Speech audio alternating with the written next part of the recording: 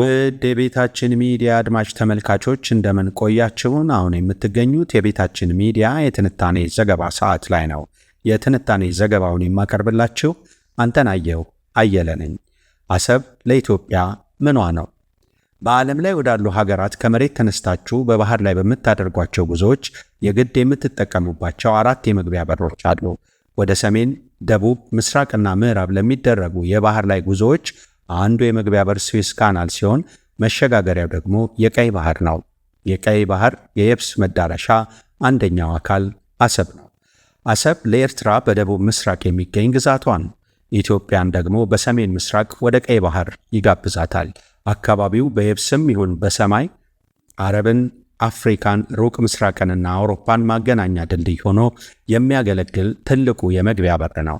ከ16ኛው ክፍለ ዘመን መባቻ ጀምሮ ኦቶመን ቱርኮች አካባቢውን ለጥጥ ምርት ሊጠቀሙበት ፈልገው በጦር ወረራ ተቆጣጥረውት ቆይተዋል። ይህ የቱርኮች ወረራ ግብፅንና ሱዳንን የሚጠቀልል ነበር።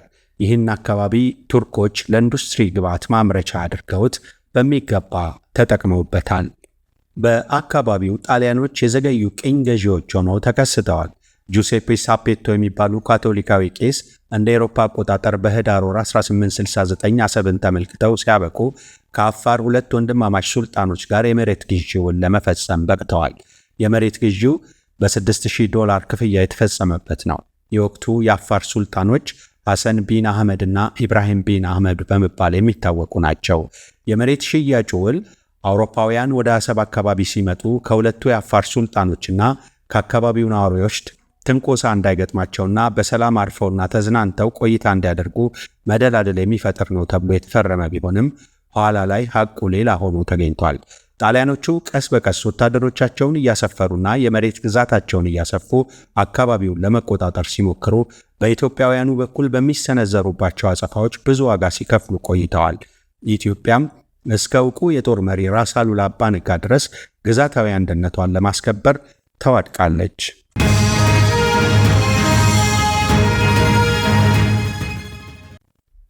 ወደ ሰሜን ምስራቅ አፍሪካ አድልታ አንግሎ ኢጂፕሽያን ብላ እንግሊዝ ከግብፅና ከሱዳን መሬት ቆርሳ ቅኝ ገዢያቸው ነበረች። ቱርክም ተሸንፋ እስከወጣችበት ጊዜ ድረስ ግብፅና ሱዳንን ጨምሮ እስከ ምጽዋ ውስን ግዛቶች ነበሯት።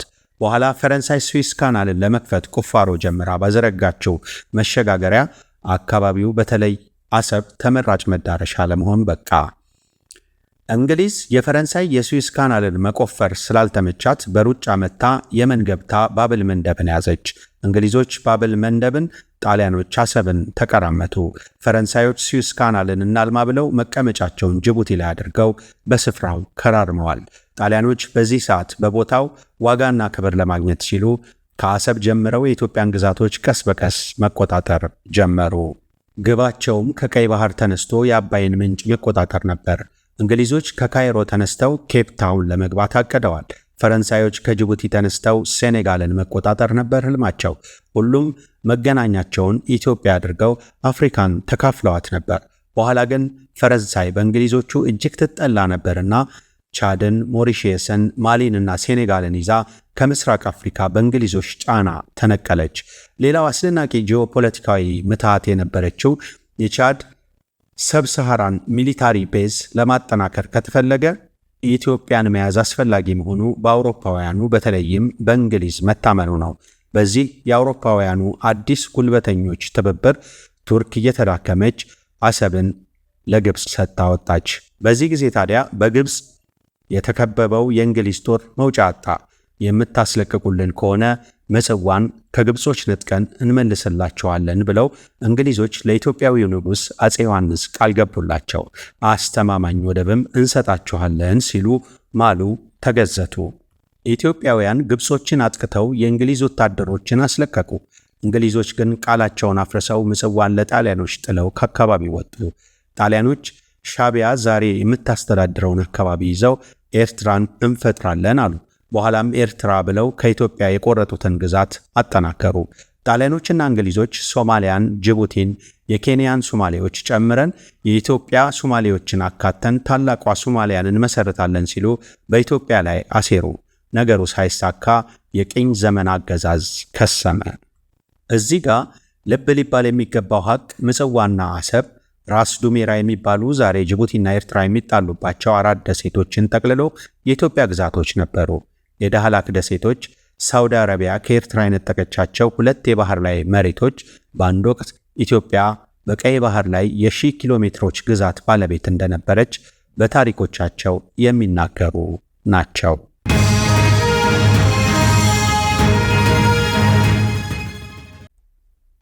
እንደ አውሮፓ አቆጣጠር በ1884 በአፄ ዮሐንስ ዘመነ መንግስት እንግሊዞችና ግብጾች ከኢትዮጵያ ጋር በተፈራረሙት ውል ኢትዮጵያ ትልቅ አገር ናት፣ ወደብ ያስፈልጋታል በሚል የተስማሙበት ነው። እንደ አውሮፓ አቆጣጠር በ1950 የተባበሩት መንግስታት ጠቅላላ ጉባኤ ከመከናወኑ በፊት በኢትዮጵያው የውጭ ጉዳይ ሚኒስትር አክሊሉ ሀብተወልድ በተሰሩ ከፍተኛ የዲፕሎማሲ ስራዎች አሜሪካ፣ እንግሊዝ፣ ሶቪየት ህብረትና ፈረንሳይ ኢትዮጵያ በቀይ ባህር ላይ ወደብ ማግኘት እንዳለባት ተስማምተዋል። የቀይ ባህርን ታሪካዊ ዳራ እንደ አውሮፓ አቆጣጠር ከ1869 ጀምሮ በዚህ አጭር መልእክት ልናሳያችሁ ሞክረናል። ኢትዮጵያ በቀይ ባህር ላይ ህጋዊ፣ ታሪካዊ፣ ከባቢያዊ አቀማመጥ፣ ብሔራዊ መብትና ኢኮኖሚያዊ ጥቅም ሊኖራት እንደሚገባ የካይሮ ዲክላሬሽን ጠይቆላታል። ትላንት በኤርትራና በትግራይ ግዛቶች በኢትዮጵያ ግዛታዊ አንድነት ውስጥ ተካቶ አንድ የሆነው የትግራይ ማህበረሰብ እንደ አውሮፓ አቆጣጠር ከ1991 ጀምሮ ለሁለት ተከፍሎ የሁለት ሀገር ህዝብ ተደርጎ ይገኛል። ትግራይ በምትባል ክልል በኢትዮጵያ ግዛታዊ አንድነት ውስጥ አንደኛው ህዝብ ይኖራል። ሁለተኛው የትግራይ ህብረተሰብ ኤርትራ በምትባል ትንሽ ሀገር ውስጥ እንዲጠቃለል ተደርጓል። ትላንት አብሮ የነበረው አንድ ህዝብ ዛሬ ተለያይቶ አንዱ ባለ ባህር በር ሌላኛው የባህር በር አልባ ተደርጎ ፍርደ ገምድል ተፈጽሞበታል። እንዳጠቃላይ 120 ሚሊዮን የኢትዮጵያ ህዝብ ትላንት ከነበሩት 3 የባህር በሮች አንድ ተነፍኮት ተዘግቶ እንዲቀመጥ ተወስኖበታል። 4 ሚሊዮን የማይደርሰው የኤርትራ ህዝብ ግን በ2 የባህር በሮች ታጥሮ ተዘግቶ እንዲቀመጥ ተፈርዶበታል።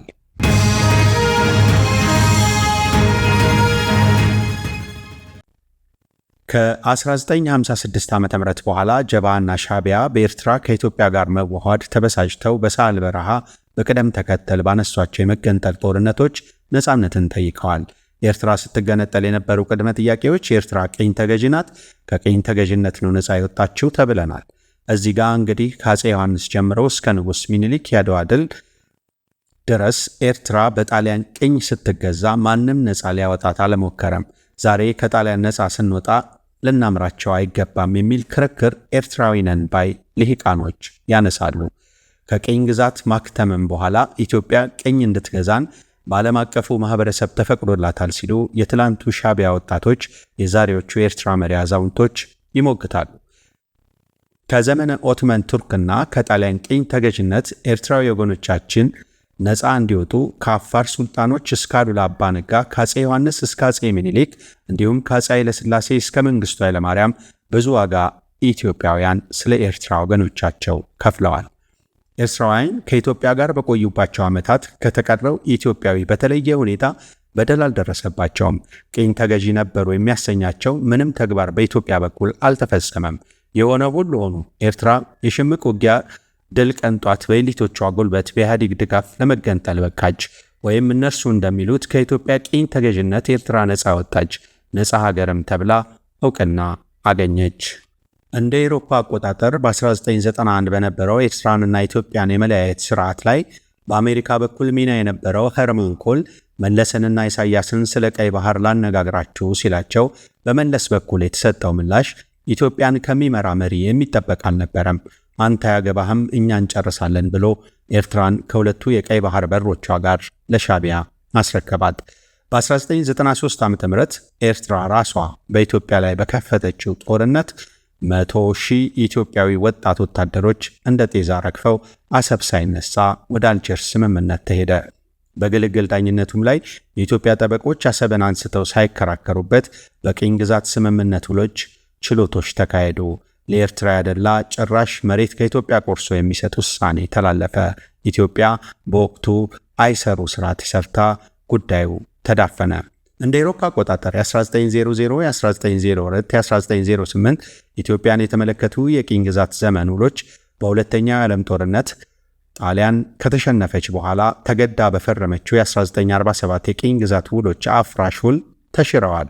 ይሄ ማለት ጂኦፖለቲካዊ ሐቆች ሁሉ ከቅኝ ግዛት ውሎች በፊት ወደ ነበሩበት እውነት ይመለሳሉ ማለት ነው።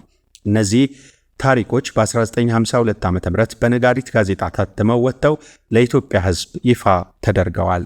ይህ ሐቅ በአልጀርስ ስምምነት ተሸፍኖ ኤርትራ ለገንጣዮች ተላልፋ ተሰጥታለች። ይህ ሁሉ ሆኖ በአልጀርሱ ስምምነት በድንበር ማካለሉ ሂደት የሚያጋጥሙ ታሪካዊ ስህተቶች በሰብአዊነትና በስምምነት እንዲፈቱ የሚደነግግ አንቀጽ ተካቷል። የመሬት ላይ እውነቶችን እያዩ ሁለቱን ሀገራት የሚዳኙ የአፍሪካ የድንበር አካላይ ኮሚሽን አባላት እንዲወስኑ ተፈቅዶላቸዋል። ኤርትራ ግን ለዚህ የሰላም ኮሚሽን ተልዕኮ በጎ ምላሽ አልሰጠችም። የድንበር ማካለሉን ሥራ የሚሠራውን የሰላም ኮሚሽን ስታባረር ስምምነቱን አብራ አፍርሳለች። በአልጀርሱ ስምምነት አከራካሪ ከነበሩ ነጥቦች አንዱን እናንሳ። ጾረና በታሪክ የኤርትራ ሆና አታውቅም የሚለው ነጥብ አንዱ ነው። የአልጀርስ ስምምነት ግን የመሬት እውነት ይህን ሐቅ የካደ ነው። ይህ ሐቅ በመሬት መካለሉ ወቅት ሲተገበር ሰብአዊነትና ስምምነት የሚለው ጉዳይ ሲነሳ ኤርትራ ያዙኝ ልቀቁኝ አለች። ኮሚሽኑን አሰናብታ በጉልበት ግዛቶቹን ጠቅልላ ቁጭ አለች።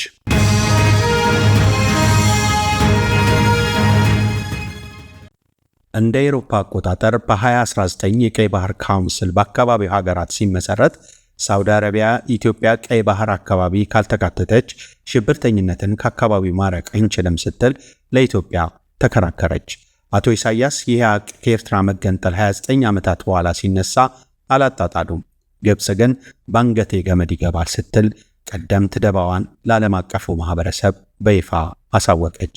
የኢህአዴግ መንግሥት ተወካዮችም በዚህ ስብሰባ ላይ ባለመገኘት የግብጽ አጋርነታቸውን አስመሰከሩ። ከዚህ የተነሳ የቀይ ባህር ካውንስል 3 ችግሮች ገጠሙት። በቀይ ባህር አካባቢ ከፍተኛ ድርሻ ያላትን ሳውዲ አረቢያን በኢትዮጵያ ምክንያት ገፋ። የሶማሌ ላንድን የእውቅና ጉዳይ ፊት ነሳ። ኢትዮጵያን ባለማካተቱ እስራኤልን ወደ ቀይ ባህር ጠራ። አብርሃም አፎርድ የሚባል ስምምነት ተወለደ። በዚህ ጊዜ እስራኤል አቶ ኃይለማርያም ደሳለኝንና ኢሳያስን ለማገናኘት ሞከሩ። ኢትዮጵያዊው መሪ አይመለከተንም ሲሉ በራቸውን ዘጉ።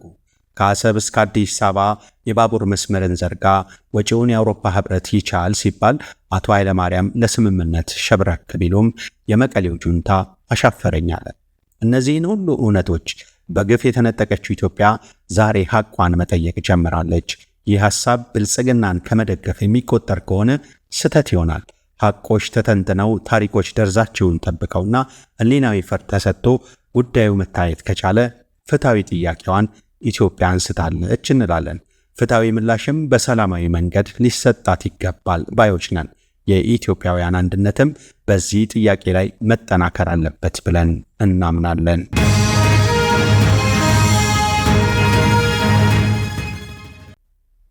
እንደ አውሮፓ አቆጣጠር በ1991 በኤርትራ የመገንጠል የመጀመሪያ ወራት በአሜሪካዊ ሄርማን ኮል አነጋግራቸው የተባለው የቀይ ባህር ጉዳይ ዛሬ አፍጥጦ መጥቷል። ትላንት ለ40 ሚሊዮን ሕዝብ መፍትሄ ያልተሰጠበት ይህ ጥያቄ ዛሬ በ130 ሚሊዮን ሕዝብ ተነስቷል። ኢትዮጵያ አሰብን በጉልበት ሳይሆን በንግግር መልሱልኝ ስትል መጠየቅ ጀምራለች። ጥያቄዋ የወደብ አይደለም፣ የባህር በር ነው። ሻቢያ ግብፅን ጋብዞ ሶማሊያን እያስዋራና ሱዳንን ተደግፎ እምቢኝ እያለ ቀጥሏል።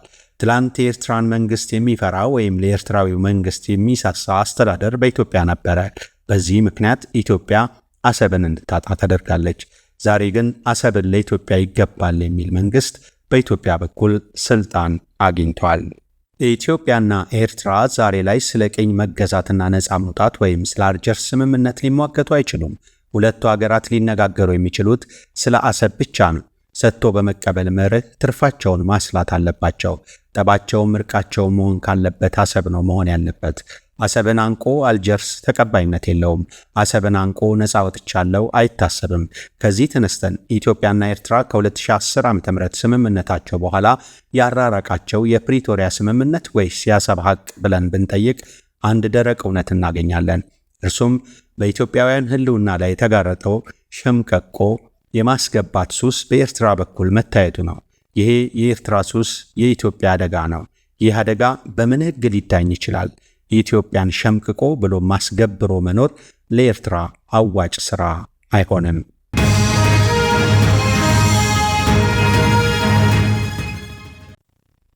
በመጨረሻም ሶስቱን ቀደምት የኢትዮጵያን ወደቦች በአሁናዊ መገኛዎቻቸው የህዝብ ብዛት ሰፍረን እናስላቸውና ሰብአዊነት ያደረጀው ጥያቄ አቅርበን የዛሬ ዝግጅታችንን እንዝጋ። የጅቡቲ ወደብ ቀድሞ የኢትዮጵያ ግዛት አካል ነበረ። ምጽዋና አሰብ ትላንት የኢትዮጵያ ግዛቶች ነበሩ። ዛሬ በኤርትራ ባለቤትነት ስር ይገኛሉ። ከዛሬ 50ና 60 ዓመት በፊት ግን ጅቡቲ፣ አሰብና ምጽዋ የኢትዮጵያ ግዛቶች ነበሩ። ጅቡቲ አሁናዊ የህዝብ ብዛቷ 1,152,000 ይገመታል። የኤርትራ ህዝብ ብዛት 3,817,000 ነው በሚል በዓለም አቀፉ ዳታዎች ላይ ሰፍሯል። የሁለቱ ሀገራት ድምር የህዝብ ብዛት 4,969,000 ነው። እነዚህ ህዝቦች 130 ሚሊዮን የህዝብ ብዛት ካላት ሀገር ላይ 3 ወደቦች ተነጥቆላቸው ወይም አስነጥቀው ወይም ነጥቀው ይኖራሉ። አሁን ላይ ያ ዘመን ያበቃ ይመስለኛል። ሰፊ የባህር በር ያላትን ሶማሊያን ጨምሮ ወደብ አልባ የሆኑ የምስራቅ አፍሪካ ሀገራት በኢትዮጵያ ዙሪያ 7 ናቸው። እነዚህ 7 ሀገራት 10,795,000 ድምር የህዝብ ብዛት ብቻ ነው ያላቸው። ኢትዮጵያ ብቻዋን ግን 130 ሚሊዮን ህዝብ አላት። እናንተ የምስራቅ አፍሪካ ሀገራት ኢትዮጵያ ምን ትሆንላችሁ? ዓለም አቀፉ ማህበረሰብ እጁ ከምን? ፍትህ ለኢትዮጵያዊ አሰብ የመጨረሻ መልእክታችን ነው። የዛሬውን በዚህ ፈጸምን። ገጻችንን ሰብስክራይብ፣ ላይክ፣ ሼር እና ኮሜንት በማድረግ አሳድጉን። ሰላም ለህዝባችን ተመኘን። ተመልሰን እስክንገናኝ ደህና ቆዩ።